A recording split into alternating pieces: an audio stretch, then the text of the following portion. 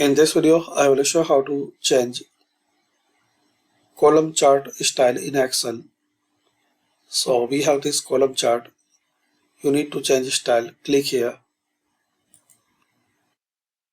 Once you click here, so you will see option to change color and style. Also, you can select any style from here in this list.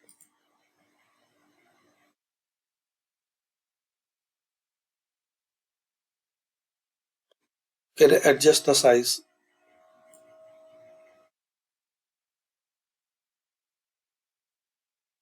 You can select any combination of color.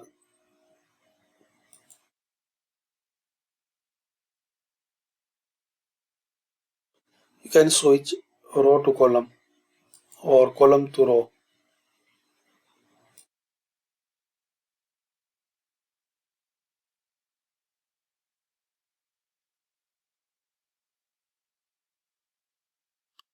You can change your chart from here.